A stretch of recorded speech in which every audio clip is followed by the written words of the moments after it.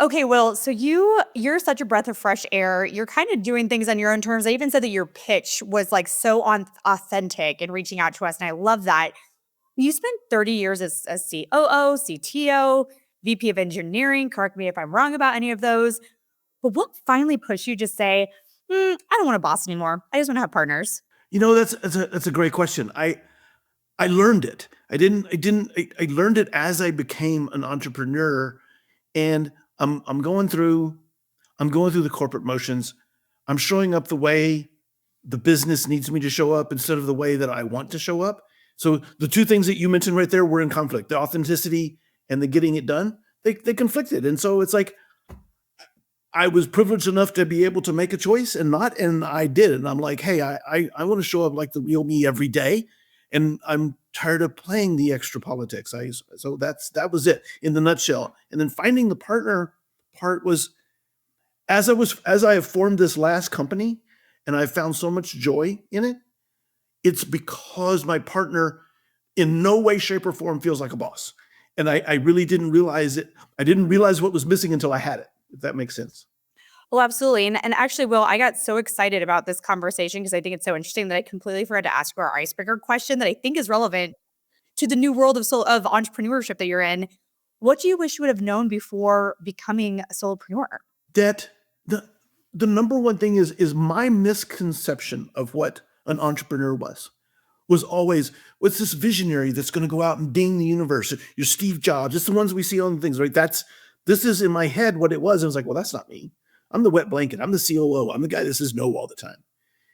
That's not true. It's an entrepreneur is somebody who has an idea that solves a problem that brings it to market.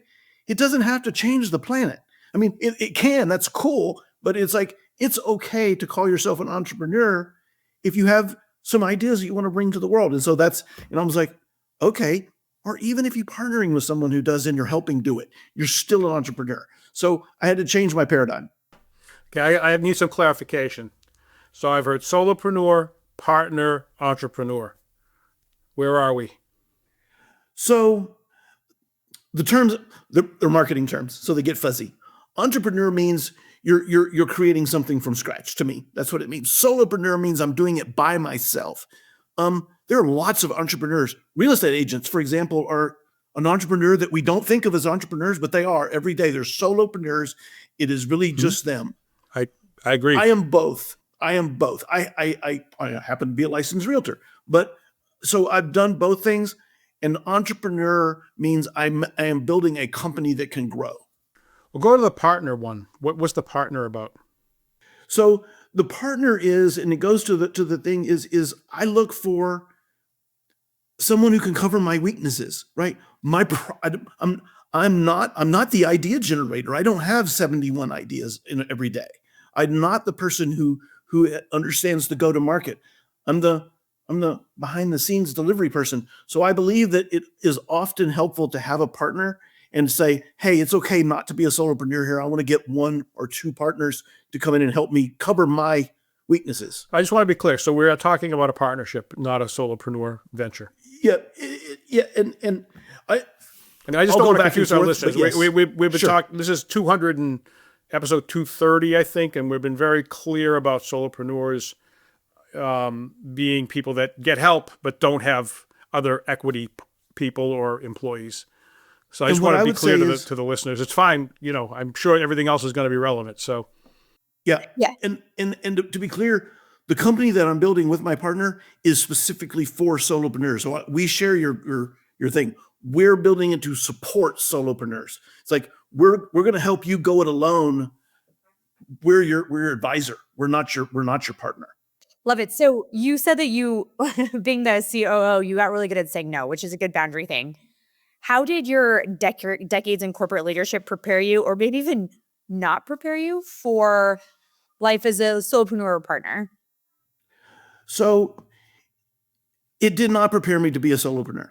It did not.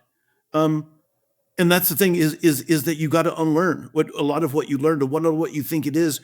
You may be a high level director or VP at Dell, and what you've learned there is like, hey, you don't have unlimited resources. You need to think small ball, right? You need to think like, hey, we may need to bootstrap before we get funding, and we may need to. I can't just go down to there and pick up a new copier. Oh my God, my copier broke. A new one is going to appear.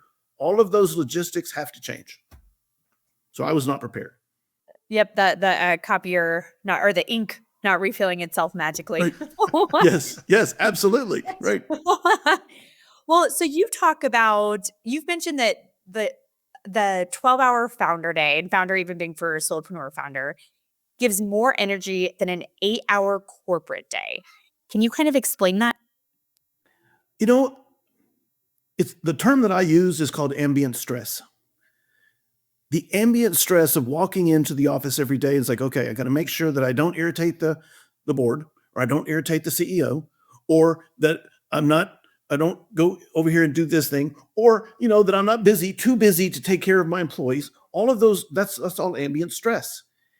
And sometimes it just feels like, okay, I'm carrying the weight. And while you can get energy from it, it just starts to wear. And now I'm in here and I'm building something and I'm delivering something that is mine. I own it. This is my thing. And to me, that brings me energy. So that's what I meant by the difference. And very little politics is what I'm hearing. Right. Right. Yeah, I don't. Yeah, I love that too. Yeah, I go to the mirror and say, okay, we're going to do this. I'm like, no, we're not going to do this. That's the extent of the politics. What's going on in my own little head, right? Well, and so you had decades of experience, again, in the corporate world, but you believe that over 40 founders have an overlooked advantage.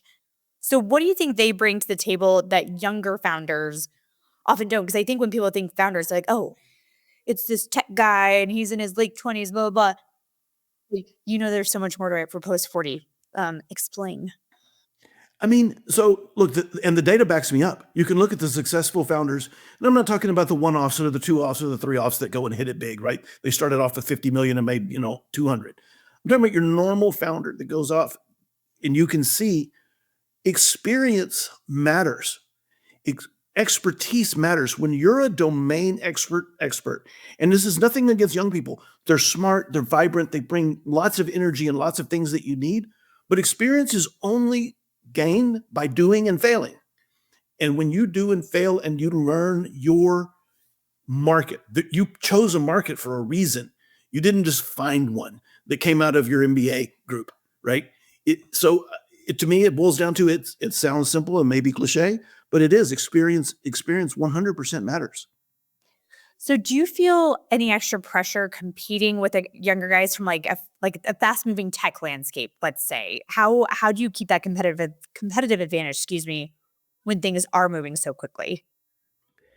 And so this goes back to experience. No, I don't feel pressure. I don't let it bother me. And this goes back also to the politics thing. It's like, I have learned through the years that high speed, low drag, speeding up to slow down and slowing down to speed up, those things, those aren't just little phrases that we hear. Those are important things. You can choose whether or not. Is it fast paced? Of course it is, right? If you're going to be an entrepreneur, or especially a solopreneur, you're going to need to keep up. But you're also going to need to, you can focus on what it is that you want to keep up with. You don't have to keep up with everything, right? And so that's the trap, is that keeping up doesn't mean, oh, I'm going to know it all. And I'm going to know what this is. And then I'm going to borrow expertise from my other areas. And that takes a little humility that comes with experience too, right? It's okay. You're not weak when you say, I don't know. And that's an experience thing as well. Well, you have an energy about you. You just seem so excited about this solo journey and kind of have a zest for life with it. So what advice would you give to someone over 40, let's say, who's afraid they've missed their window to start something new, and why it's not too late for them? It's absolutely not too late for them. Not too late for anybody. And if I'm talking to anybody and said, hey, you have not missed your window. The life that you're living right now is a life that's been prescribed to you from some corporate environment. You're almost certainly not living your true life you, right? So if you live your true life you will find energy that you didn't have since you were in the 4th grade. It's there. It's always been there. And so go leverage it. And you're not performative anymore. It's not performative. It's all about you. And if you're a builder, especially if you're a builder, right?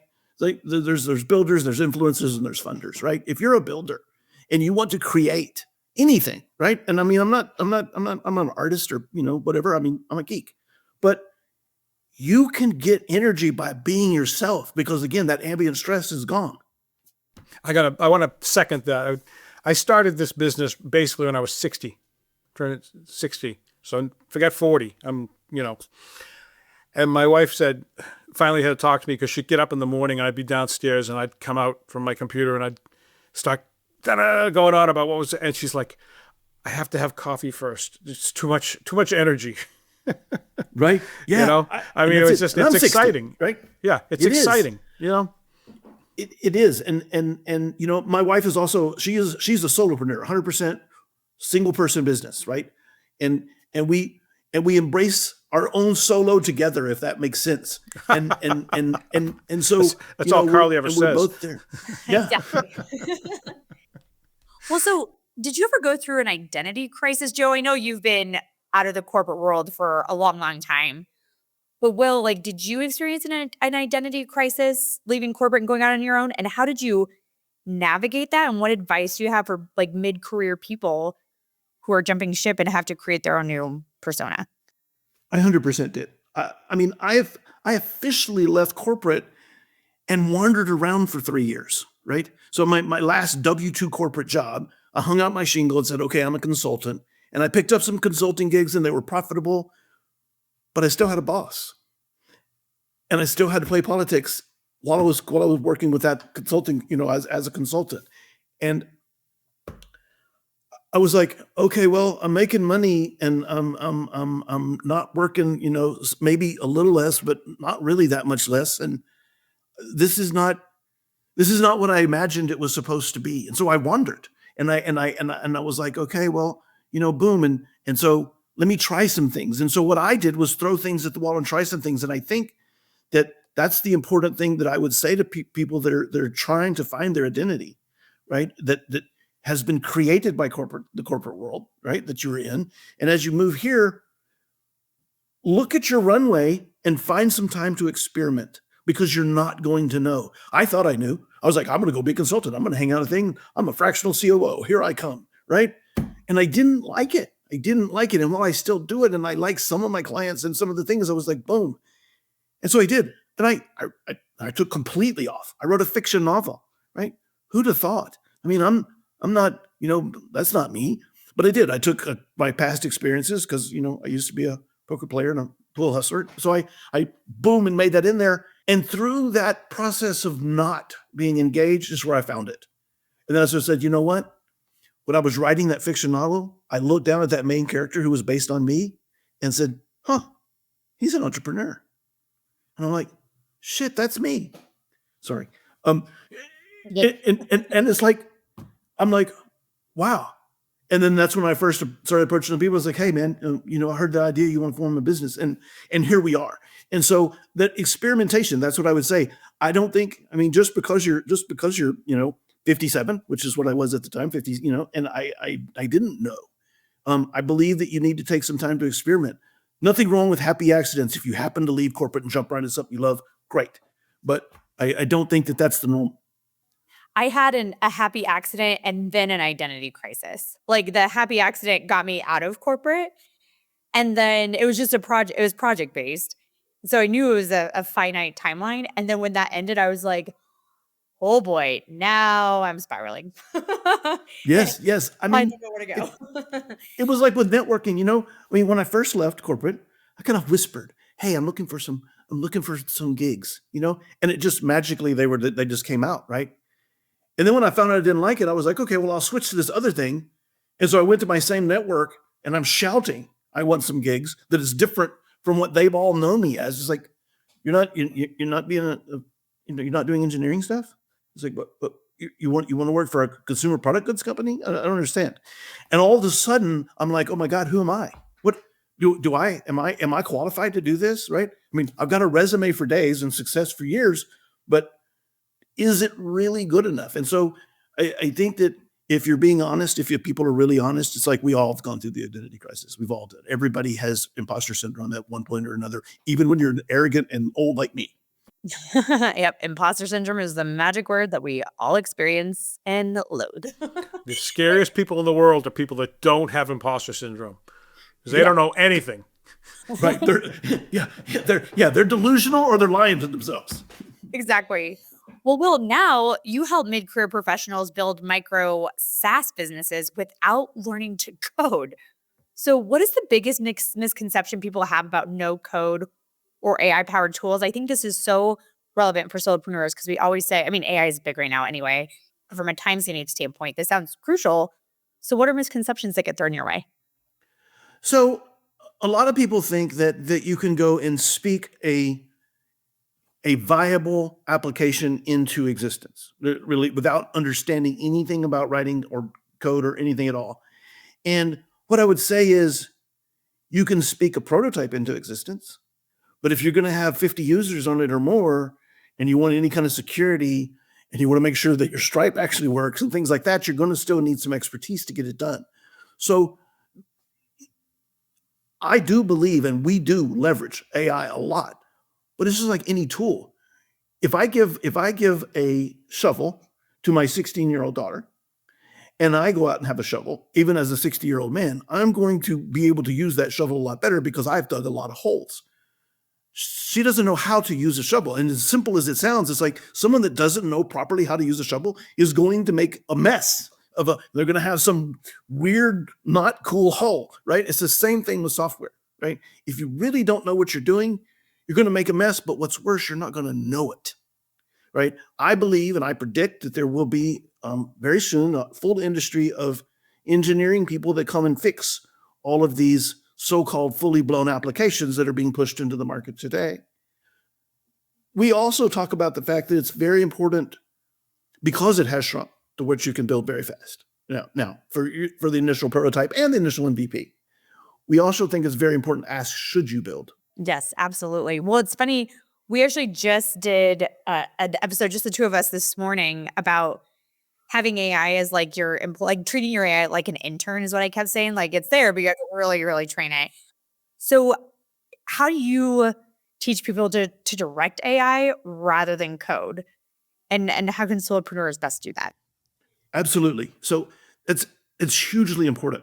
And we're actually creating a tool that is actually, you have 7 AI personas. And what we call it is, how do you constrain them, right? How do you prevent them from hallucinating? How do you keep them from doing the things that they'll just go off and do to burn your tokens, right? And how we teach people how to use it up to our very first tool, right? It basically comes out and says, use this prompt. You go through all of these long steps, and it's not 15 minutes. You're going to need to spend hours developing and answering these questions. And in the end, you're going to get a correctly created prompt. You need to have an expert that knows how to build prompts. Better yet, you need to have an AI bot that can write a prompt for a builder AI bot. Machines know how to talk to machines. So learning this it's like I say, it's not like going to ChatGPT and saying, help me, I want to make some lasagna tonight, give me my grocery list. That works great, right? It understands all of those things. But if you don't constrain and control your things and you're just letting them run rampant in your code, you're going to have issues and not know it. So having that initial constraint built is the important part. I mean, like I say, we're building one that has 7 AI personas in it, and they're all constrained. No, absolutely. Well, and so for like, I feel like using AI, starting a business, a lot of people, especially mid-career professionals, tend to overthink before launching. So what's one system or principle that helps you move from idea to execution quickly, whether it's with AI or not? AI or not, so take AI out of the conversation. This has been true for 25, 30 years, right? If your MVP doesn't embarrass you just a little bit, you waited too long. It is going to be ugly. It is going to not work. Your users are going to find bugs that you never thought of because they're going to do it. And if you sit there and you let perfection become the enemy of done, you have burned through capital that you didn't need to. period. And as a solopreneur, that is especially important because we're living on runways and aren't the same as, I don't have a VC back there writing $1 million checks every time I'm 3 months late, right? As a solopreneur, I'm like, oh, damn, I might have to go get a new job because I'm out of money, right? Put it out there dirty, put it out there ugly. Your early adopters are gonna be okay. You're not gonna do it. We have lots of founders like this that we go through and we're like, you've already waited too long. You need to push the button. And it's a challenge. It's some won't push it. Do you have any sort of validation framework that you follow? Yes. And so that's our whole thing is a framework, right? So we walk step by step by step. We start with validation. We use general scoring, and then we move to, for people in the marketing world, they'll know what ICE scoring is. But it is a true scoring mechanism that we go through that says, hey, this is valid. And then we produce actual survey questions that actually go out and validate. It's like, hey, real humans need to go out and answer these real questions and validate that what you're doing. And all this is done before we write one line of code. And that's important because that way, once we do, then we can say, look, the whole point of doing all of this upfront work is so that when we get here, we don't dilly and dally and we don't wait. Just go out there, put the minimal viable product out there in the market, and let's go. We have validated that we have real people that will write us a real check for this thing. Let's get some real checks in the door. Believe me, they're going to tell us what else they want if we miss something. And so that's why we start with we put the validation up front while we're not waiting on the engineers to build it. Got it. Well, Will, I think you are I love what you're doing from just helping them make career professionals. I think they're kind of sometimes an untapped audience that definitely needs those resources. And no doubt you'll help them find success. So we have to ask you, what is your favorite quote about success? I grounded out for 5 years and I was an overnight success. I mean, that's it. And the story behind that is, look, you can't measure success by, it's like, oh, I've been doing this 6 weeks. Why am I not making $1 million? Right? It's like, look, it's work. You're going to have to put some work. You should be enjoying the work, right? Success is measured by what? And if you can't answer that going in the door, that's where you've got to start, right? You've got to start because you've got to be able to live through that 5 years in order for the world's version of success to be achieved. So that's what the meaning behind that quote is. I think it's great. Where can people find you if they want to learn more? I'm on LinkedIn, Will Simpson. That's me. You can do your quick search. You can find me at will@pivotready.co. That's my email address. Happy to hop and talk to anybody. And if you're, ever down in Austin, you want to go hit up a great barbecue joint, hit my calendar and I'll show you around. And you're a native, so you really know. I'm 60 years in Austin. So yeah, I know. Yeah. Well, I will be sure to do that next time I'm in Austin. But Will, thank you so much for coming on the show today. We really appreciate it. Thank y'all. And listeners, thank you so much for tuning in. As always, please leave that 5-star review. We would so appreciate it. Share this episode with a friend and subscribe to our show on your favorite podcast platform, including YouTube. And we will see you next time on The Aspiring Solopreneur.